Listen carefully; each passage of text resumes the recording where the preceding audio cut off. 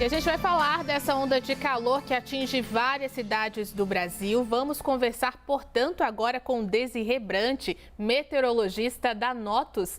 Bom dia, Desirê, muito bem-vinda. A gente conversou durante o fim de semana sobre esse calorão, suas previsões todas certas. E agora eu te pergunto, até quando, Desirê, a gente vai ficar com essa onda de calor aí em várias capitais do país? Bom dia.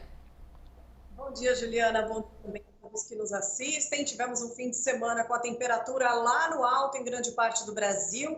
A semana começou hoje, né? Segunda-feira já amanheceu também bem quente. Em São Paulo, durante a madrugada, as mínimas estiveram em torno de 24, 25 graus, bem abafado, difícil de dormir.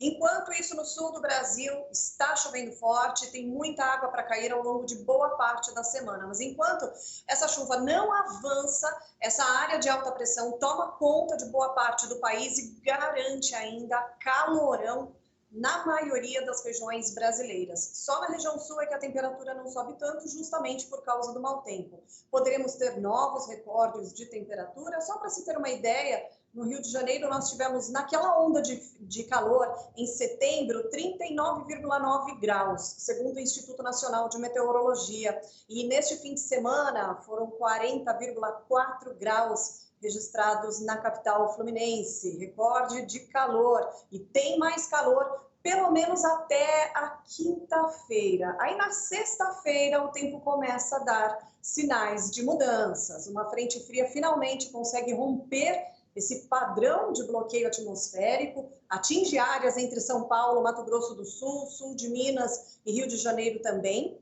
Teremos pancadas de chuva, principalmente a partir da tarde da sexta-feira. Aliás, antes da chuva, ainda deve fazer muito calor na sexta-feira mesmo. E esse calor até ajuda na formação de nuvens muito carregadas. Então, atenção, porque a sexta-feira poderá ser marcada aí, o final da sexta-feira, por tempestades entre São Paulo, Mato Grosso do Sul, sul de Minas e Rio de Janeiro. No fim de semana, tem mais previsão de chuva. O calor não vai embora de vez no fim de semana, mas aí de domingo para segunda, na verdade... Esse fim de semana agora, Juliana, vai ser um marco. Por que vai ser um marco? Vai ser outro mundo a partir da semana que vem. Bastante chuva está prevista, tá? Isso eu estou falando só para a segunda quinzena agora do mês de novembro. Tem muita água para cair a partir da segunda quinzena agora do mês de novembro. Aliás, decorrer aí a partir do dia 20. E a temperatura vai ficar bem mais baixa. Já vou até te adiantar, vou te dar uma palhinha do que deve acontecer no meio da semana que vem. Se nesta semana... Só um comparativo das temperaturas da capital paulista. Para esta semana, 37, 38 graus de máxima. Aí na quarta-feira que vem, só para você ter ideia, a máxima não vai passar dos 20 graus. Quem é que aguenta essa variação de temperatura, Juliana? Não tem imunidade que aguente essa variação de temperatura. Minha sinusite já está aqui, ó, pedindo arrego. E eu queria te perguntar também, Desirê, sobre umidade baixa. Porque aqui, inclusive em São Paulo, a gente está vivendo isso. Ali no centro-oeste, qual que é essa relação dessa onda de calor com a umidade tão baixa nesse momento? Tem essa área de alta pressão, ela está inibindo a formação de nuvens de chuva. Esse ar seco está tomando conta de grande parte do Brasil. E os horários mais secos são justamente os horários mais quentes. A umidade relativa, ela é inversamente proporcional à temperatura, tá? Então, quanto mais quente, mais seco. Por isso, é importantíssimo se hidratar. E é realmente perigoso treinar ao ar livre, né? Fazer exercícios físicos ao ar livre nos horários de pico de calor, tá? Então, é claro, entre 10 da manhã e 5 da tarde já é um horário crítico, mas sobretudo no meio da tarde, que é quando a gente tem os maiores valores de temperatura e os menores de umidade relativa do ar. Agora, Desirê, a gente falava agora há pouco sobre a situação do sul, né? A gente está falando de uma onda de calor, mas está falando de temporais que também podem acontecer. E aí a gente está falando de temporais que podem ocorrer novamente, porque eles já sofreram bastante com tempestades nos últimos meses. Qual que é a previsão, então, para os próximos dias ali para o sul do país?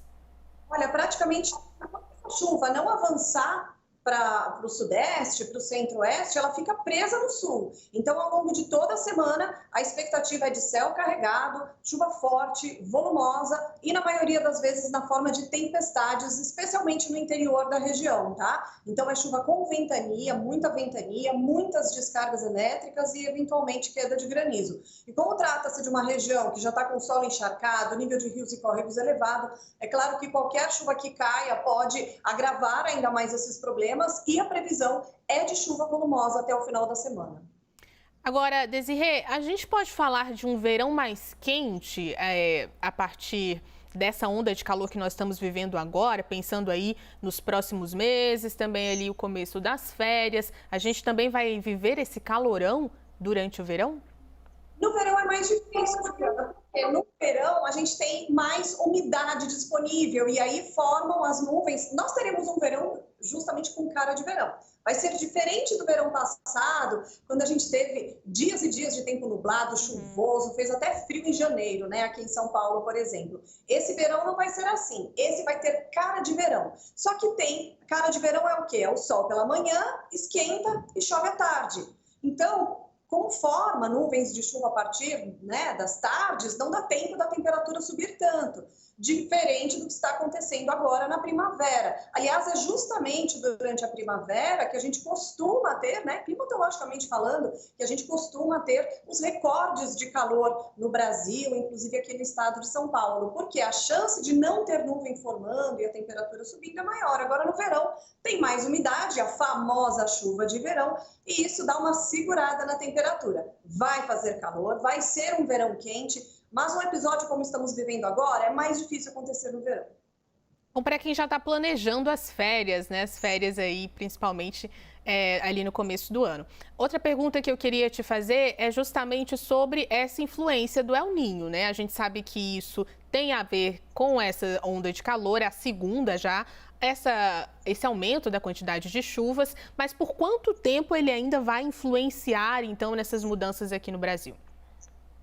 Olha, Juliana, de acordo com o relatório do NOAA, que foi divulgado agora na última quinta-feira, o El Niño ele segue vigente até o final do outono. Mas é justamente no verão que a gente vai ter a maior intensidade do fenômeno. Ele chega a ser um fenômeno de forte intensidade. Isso deve reforçar os efeitos dele, que são o quê? Mais chuva no sul e menos chuva para as áreas mais ao norte do Brasil. Sudeste e centro-oeste, irregularidade na chuva. Isso não significa ausência. Como eu disse, vai chover, mas a qualidade da chuva é o que importa, né? Quando a gente fala de El Niño, mais do que quantidade, é a qualidade dela. Na maioria das vezes, é aquela chuva na forma de pancadas. Chove aqui, não chove ali, fica um período ou outro sem chuva, né? Períodos de tempo seco até um pouquinho mais prolongados entre uma chuva e outra, tá? Mas pelo menos até o final do verão a gente vai sentir de maneira bastante efetiva os efeitos do fenômeno El Niño e ele segue vigente, porém perdendo intensidade ao longo do outono.